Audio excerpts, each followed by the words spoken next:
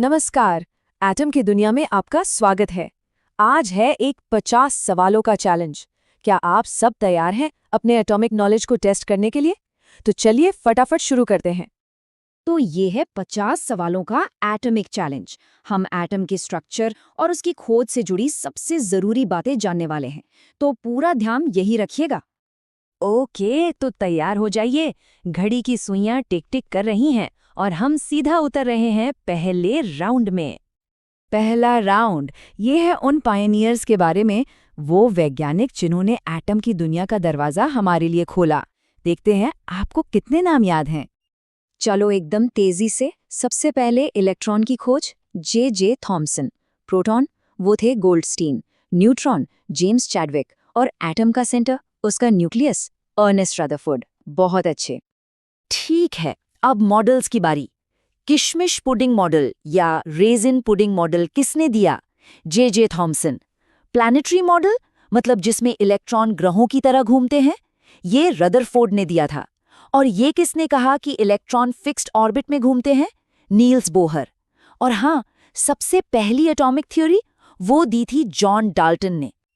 अगला सवाल, सोचिए वो कौन सा एक्सपेरिमेंट था जिसने ये साबित कर दिया कि एटम को तोड़ा जा सकता है, और इसी एक्सपेरिमेंट से इलेक्ट्रॉन्स की खोज हुई?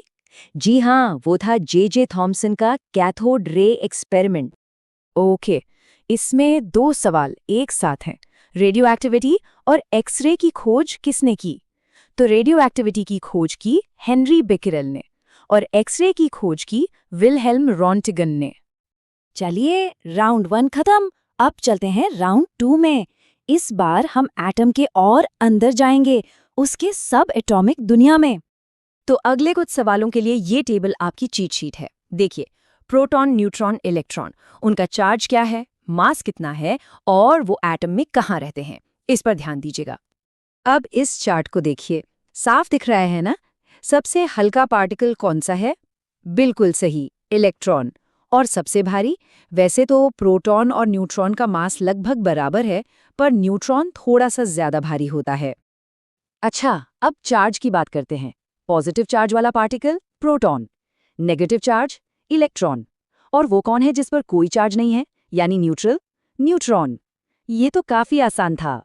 बहुत जरूरी सवाल है ये। किसी एलिमेंट की पहचान उसका एटॉमिक नंबर कौन तय करता है? और उसके केमिकल गुण, मतलब वो कैसे रिएक्ट करेगा, ये कौन तय करता है? तो जवाब है प्रोटॉन एटॉमिक नंबर तय करते हैं और वैलेंस इलेक्ट्रॉन उसके केमिकल गुण। और अब हम आ गए हैं राउंड 3 में। इसे हम कह सकते हैं एटम की रूल बुक। यहाँ हम उन नियमों की बात करेंगे जिनसे एटम का स्ट्रक्चर चलता है। तो पहला नियम है एटॉमिक नंबर, जिसे हम Z से दिखाते हैं। ये कुछ नहीं, बस न्यूक्लियस में मौजूद प्रोटॉन्स की गिनती है। समझ लीजिए, ये हर एलिमेंट का आधार कार्ड नंबर है। अच्छा, एक छोटा सा सवाल। एक न्यूट्रल एटम में जितने प्रोटॉन होते हैं उतने ही क्या होते हैं? बिल्कुल, इलेक्ट्रॉन। अब बात करते हैं मास नंबर, यानी ए की। ये भी बहुत सिंपल है, बस न्यूक्लियस के अंदर प्रोटॉन और न्यूट्रॉन की संख्या को जोड़ दीजिए, वही है मास नंबर। ओके, सोचिए, एक ही एलिमेंट है, मतलब प्रोटॉन सेम है, लेकिन न्यूट्रॉन की संख्या अलग अलग है। ऐसे एटम्स को क्या कहते हैं? इन्हें कहते हैं आइसोटोप्स। जैसे हाइड्रोजन का एक आइसोटोप है ड्यूटेरियम। और इसी से जुड़ा है आइसोबार। ये स्लाइड देखिए, कंफ्यूजन दूर हो जाएगा। आइसोटोप में एटॉमिक नंबर यानी प्रोटॉन सेम होते हैं, जबकि आइसोबार में मास नंबर सेम होता है। बस यही मेन फर्क है। और हम पहुंच गए हैं फाइनल राउंड में, राउंड 4, मॉडल्स एंड बियॉन्ड। ये एक लाइटनिंग राउंड होने वाला है, जिसमें हम एटॉमिक मॉडल्स और कुछ और ज़रूरी कॉन्सेप्ट्स को कवर करेंगे। चलिए ख़त्म करते हैं इसे। तो चलिए एक नज़र डालते हैं एटॉमिक मॉडल्स के सफ़र पर। सबसे पहले डेल्टन का सिंपल स्फीयर, फिर आए थॉमसन अपने किशमिश पुडिंग मॉडल के साथ, उसके बाद रदरफोर्ड का प्लैनेटरी मॉडल और फिर बोहर का फिक्स्ड एनर्जी शेल्स वाला मॉडल। आप देख सकते हैं कि कैसे हमारी समझ धीरे धीरे बेहतर होती गई। रदरफोर्ड का मॉडल कमाल का था, पर उसमें एक बड़ी कमी थी। वो ये नहीं समझा पाया कि एटम स्टेबल कैसे है। मतलब अगर इलेक्ट्रॉन न्यूक्लियस के चारों ओर घूम रहा है तो वो अपनी एनर्जी खोकर न्यूक्लियस में गिर क्यों नहीं जाता? ये एक बहुत बड़ा सवाल था, जिसका जवाब फिर बोहर ने दिया। चलो कुछ क्विक फैक्ट्स।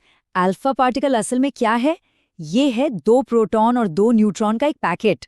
कैथोड रेज क्या है? वो बस तेजी से चलते हुए इलेक्ट्रॉन्स हैं।